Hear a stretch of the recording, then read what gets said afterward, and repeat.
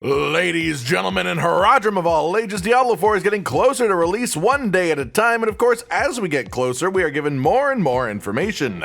This time specifically, we've been given some pretty interesting patch notes in regards to feedback from the beta itself. We have the official day of the April livestream that will go over a lot of game mechanics we haven't had access to yet ourselves, and we also got nice little emails summing up our personal journey in the beta weekends ourselves. These emails will tell you how many hours you put in, how many story quests you completed, how many monsters you killed, how much renown that you earned, how much gold you earned, and how many dungeons you completed, as well as how many times you died, just to drive home a little bit of embarrassment. Personally, the most worrying thing that was being told that I played the beta for 75 hours, which, considering the total amount of time it was around, means I essentially played it for half of the time it was active, which includes the hours I was asleep, which just shows how invested I became and how much I actually really enjoyed my time with the game. Hell, even my pre-purchase being done already, I've almost got an hour per dollar spent under my belt, so I consider that a pretty good value.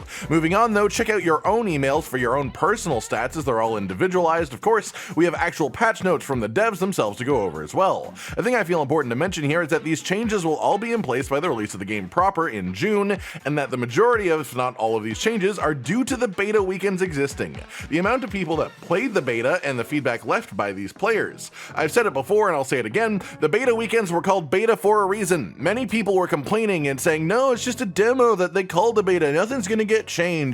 And well, yes, this is something that is becoming more and more prevalent in gaming as a whole, is a preview of a game like a week before the release that they refer to as a beta, but no. The Diablo 4 beta was in fact a beta. It was months before release, it was unfinished and buggy, and they are actively making changes to lots of things in the game based around this beta. To round back to the stats that I looked at last time we talked about this, there were 61.5 million hours played by people taking part in the beta weekends, and that is an insane amount of gameplay, a lot of feedback and stats for the dev team to be able to look at, and these patch notes here are the first big confirmation that it actually means something real for us. Starting off then, they've redone the layouts of a few of the dungeons that players were commonly complaining about, specifically Caldera Gate, Defiled Catacombs, Derelict Lodge, Forbidden City, Hoarfrost Demise, Immortal Emanation, Cordragan Barracks, Mallwood, and Rhymescar Caverns. Many people were saying they found themselves having to backtrack awkwardly in the dungeon, which results in a large amount of time just spent sort of running around rather than killing stuff constantly, which obviously isn't particularly fun. So they took that feedback into account and changed some stuff up. Also worth noting in the notes here that they use the specific phrase to describe this. Here is a list of dungeons specifically in the Fractured Peaks zone which received layout updates. The wording of that in particular leads me to believe that this feedback actually got them to rework the layout of a number of dungeons in later zones as well, ones that we haven't even seen yet, ones they think might have been similar to those 9 that were mentioned, and so they are using our early experience and issues to predict things that could have been a problem later on and get ahead of it, which is nice to see if that is in fact what that phrasing means. They've also increased the chance for dungeon events to spawn, which are things like the Butcher, which was prevalent in the beta, but had a 10% chance to spawn, so you wouldn't see them all that often. They've upped this percentage to 60% in the full game, and theoretically there will be a much more varied selection of these events as well, so 60% will probably feel quite welcome, rather than just feeling repetitive. Then, as for dungeon gameplay itself, they've done some nice quality of life changes. For any dungeon objective that is to kill all enemies in an area, when you're down to the last few, they will actively run towards you instead of just you having to search the whole area until you find them. In Animus-based dungeons, collecting some of the Animus will give you some resource back and also reduce your cooldowns by 1 second.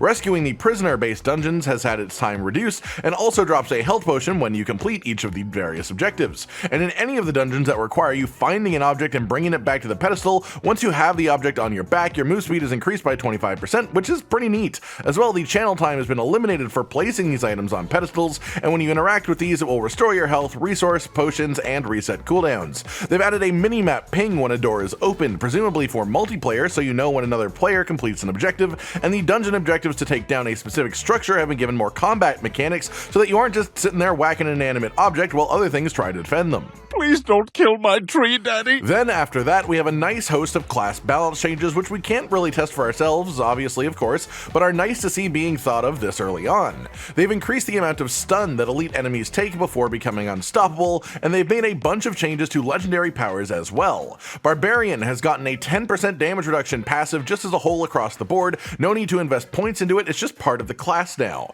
As a result of that, some of the skill tree passives with damage reduction have become reduced to compensate. Whirlwind now does more damage, but also costs more fury. This could prove quite good for Whirlwind in the long run, honestly, as later game builds will generate fury easier, so this will likely just be a positive in the end. Double Swing's skill enhancement now refunds its full fury cost when used on on stunned or knocked down enemies, and that's just sorta nice. Druid has gotten significantly increased damage on all companion skills, which is quite good considering my favorite Druid build by the end of the beta was fully companion based anyways. The ultimate skills for Druid have all had their cooldowns reduced, they've made what they call usability improvements to both Maul and Pulverize, and they've added a mechanic that makes non-shape-shifting skills transform you back to human form. For Necromancer, your summons will die easier and more frequently, so you will need to respawn them more actively by using the corpses on the ground, but to make up for that, the Book of the Dead bonuses have been made better. The damage of Corpse Explosion has been reduced, which was definitely needed, and they just changed the visual brightness of your summons so that they're less aggressively screen dominating. Rogue has had increases to upgrades on their subterfuge skills, multiple passive skills have had buffs, and all imbuement skills have increased cooldowns, which does sort of suck, but they've sort of made things to balance it out and make it sort of even. Then finally, Sorcerer has gotten increased damage to charged bolt, as well as decreased mana cost. Chain Lightning has gotten a damage nerf, and even further nerf to its power against bosses. The Incinerate skill's enhancement bonus has gotten a decreased cooldown. Firewalls have gotten more frequent spawns when using Firewall's enchantment, and they've increased the lucky hit chance of Meteor's enchantment bonus. After that, we have a pile of UI changes. I don't consider these to be a particularly big deal, so I won't read them all out, but here they are if you want to do so for yourself. They've also done some bug fixing to some general encounters, as well as reevaluating the difficulty of a few bosses for melee classes specifically. They've fixed some things up in Cellars as well, mostly just bugs it seems, but they've also made them consistently reward a chest upon completion, which is really nice as the Cellars felt a bit pointless to do really in the beta format. They were just sort of a 30-second activity that didn't really reward you anything 99% of the time. Then finally we have some general quality of life changes. 3 of these are just sort of bug fixes, but one of them is a much bigger deal. The reset dungeon button has been disabled. The main reason that this sucks is if you want to just farm one dungeon over and over, you can't really. The reason that they did this specifically was to stop people from just resetting dungeons when they were probably about to die if they were in hardcore mode, which I can understand them wanting to avoid. They said specifically that they are looking for a way to reintroduce this feature in some way, in a less all-encompassing way. Maybe this will lead to timed resetting, like once an hour you can do a dungeon, or some sort of group searching mechanic to find other people doing the dungeons, but the literal reset dungeon button is now gone, and in theory it'll stay that way. Rest in peace. And that's it for the patch notes themselves, but we do have one final very important piece of information in the official timing of the next developer livestream, which promises to talk a lot about the endgame, talk more in detail about the changes laid out here today, as well as other changes and just more info on mechanics that we've not been able to see ourselves as of yet. This specific time is on April 20th, yes, that April 20th, at 11 a.m. Pacific time, which is 2 p.m. Eastern time, or 8 p.m. for the majority of Europe. So jot that one down on your calendar if you want to catch it, and of course we'll be covering the information that we learn from that stream here on this channel as well, if you want to see our personal thoughts on it too. I hope you've all enjoyed this roundup of news for the week on Diablo 4. I hope this wait isn't sucking your soul out, because it sorta sucks, or else we'll have to call a Necromancer to come fix you up. Like if you like the video, subscribe and hit the notification bell for more, and most importantly, ladies and gentlemen, until next time, stay sweet.